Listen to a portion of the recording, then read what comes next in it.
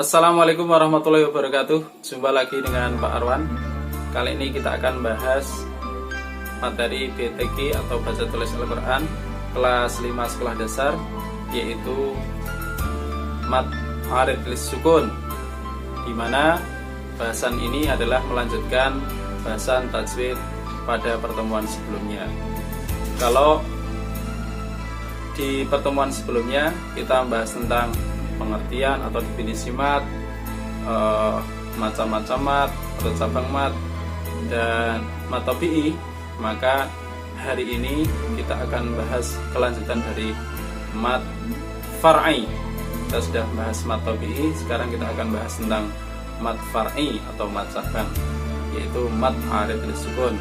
Bagi kalian yang baru pertama kali jumpa saya di channel ini, silahkan kalian bisa menyimak video sebelumnya, yaitu di sebelah sini, klik di sebelah sini saja, sebelah sini. Oke. Jadi mat itu, saya ulang sedikit, mat itu artinya memanjangkan suara huruf. Kemudian huruf mat ada 3, yaitu fathah bertemu alif, kasrah bertemu ya mati, dan dhammah bertemu wawu mati. Itu namanya huruf mat. Apabila setelahnya itu adalah bukan hamzah atau sukun, maka disebut dengan mat tabi'i. Bahasan kita kemarin sampai di situ. Dan mat ada 2, ada mat asli atau mat tabi'i dan mat far'i. Nah, kita masuk ke mat arid lis sukun. Ini adalah salah satu bagian dari mat far'i atau mat cabang. Oke, kita lanjut. Di mat arid lis sukun itu dijelaskan dalam kitab Syifaul Jinan, syarah dari kitab Hidayatus Sibyan. Dikatakan wa iyyakun qad ngaradus sukunu waqfan fa'aridun kanasta'in, yaitu mat arid lis sukun adalah apabila ada huruf mat bertemu dengan huruf hidup yang dimatikan karena berhenti. Saya ulangi, mat arid lis sukun adalah setiap ada huruf mat bertemu dengan huruf hidup yang dimatikan karena berhenti atau karena waqaf. Jadi yang dimatikan karena berhenti, ini kata kuncinya di sini. Dimatikan karena berhenti, maka itu disebut dengan mat arid lis sukun.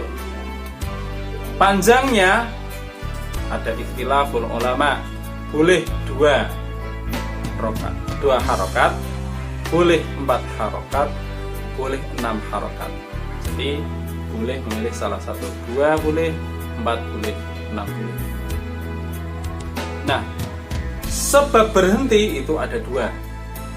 Biasanya yang sering itu ini, karena di akhir kalimat atau akhir ayat. Yang kedua, bisa karena kita berhenti di tengah kalimat, biasanya karena nafasnya habis, maka kita juga boleh berhenti. Nah, ketika berhenti itu kita menggunakan mat arid lis sukun. Yang di akhir kalimat, contohnya ini surat Al-Fatihah ayat yang kelima. Iyyaka na'budu wa iyyaka nasta'in. Di sini ada huruf mat. Bentuknya apa? Kasrah bertemu ya mati. Ini namanya huruf mat. Kasrah bertemu ya mati. Ini namanya mat tabi'i ya. Karena setelahnya kan bukan hamzah dan bukan sukun. Kalau dibaca langsung ke ayat setelahnya. Tapi kalau berhenti di akhir ini, di akhir ayat nasta'in ayat kelima ini, maka cara membacanya harus menggunakan mat arid lis sukun. Yaitu apa? Ada mat, huruf mat bertemu dengan huruf yang hidup. Setelahnya adalah huruf nun yang hidup. Hidup itu artinya ada harokatnya. Harokat apa di situ? Ya, nunnya ada harokatnya dhammah. Berarti nunnya kan hidup. Ada apa itu? Huruf mat bertemu dengan huruf hidup. Yang huruf hidup itu kemudian dimatikan. Yang huruf hidup itu nunnya ini kemudian dimatikan karena berhenti di akhir kalimat. Jadi aslinya kan nasta'inu, karena berhenti jadi nasta'in, punya hilang. Nasta'in, maka ini kasroh, ya mati, dan nun ini bisa dikatakan atau harus dibaca dengan mat arid lis sukun. Cara bacanya boleh 2, boleh 4, boleh 6. Yang masyhur itu 6 harokat. Jadi iyyaka na'budu wa iyyaka nasta'in. 6 harokat atau 6 gatukan, kurang lebih begitu. Yang kedua, contoh kedua, bi ashabil fil, ono kasroh bertemu ya mati, kemudian setelahnya hurufnya hidup. Lamnya kan hidup karena ada harokatnya, dan kemudian lamnya dimatikan alias disukun, suaranya disukun atau dimatikan karena berhenti di akhir kalimat atau akhir ayat. Maka lenoco di ashabil fil, linya hilang, inya hilang. Bil fili harusnya, tapi diganti bil fil. 6 harokat. Kalau Anda ingin memilih 6 harokat, jadi di ashabil fil, berhenti di akhir kalimat atau akhir ayat. Oke. Yang kedua sebabnya adalah di tengah kalimat. Nah, contohnya yang di tengah kalimat ini. Ini surat At-Takasur. Kalla law ta'lamuna ilmal yaqin. Nah, yakin ini juga termasuk dari mat arid lis sukun. Tapi ada juga kalau kalian berhenti di sini, kalla law ta'lamun, ini juga bisa dibaca mat arid lis sukun. Karena mungkin terlalu panjang, kalian membacanya itu per ayat pertama, ayat 2 disambung sampai ayat 3, sampai di sini masih dibaca sambung. Kalla law ta'lamun, gak kuat, mandeknya nang la ta'lamun. Maka ketika kamu membaca ta'lamunnya ini berhenti di ta'lamun, maka ta'lamunnya itu dibaca mat arid lis sukun. Jadi di sini dibaca mat arid lis sukun. Tapi kalau dibaca nyambung alias dibaca langsung, kalla law ta'lamuna ilmal yaqin, maka munya juga dibaca bukan mat arid lis sukun lagi, tapi mat tabi'i. Saya ulangi.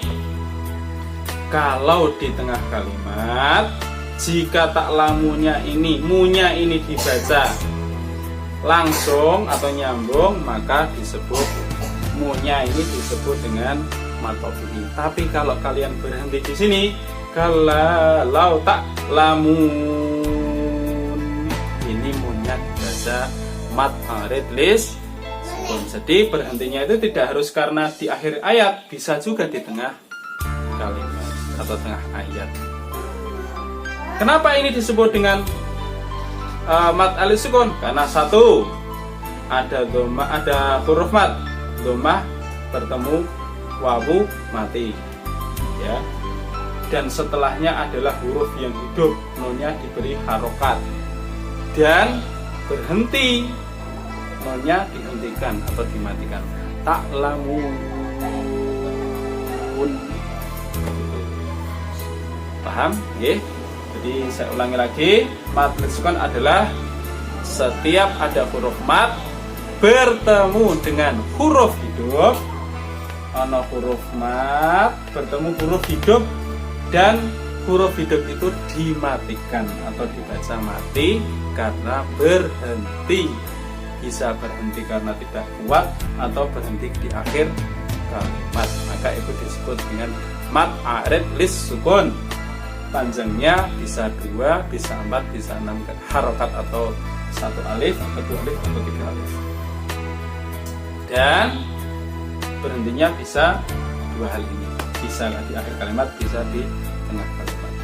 Kurang lebih begitu. Apabila ada pertanyaan nanti bisa komen di kolom komentar dan kita akan lanjutkan di pembahasan setelahnya. Assalamualaikum warahmatullahi wabarakatuh.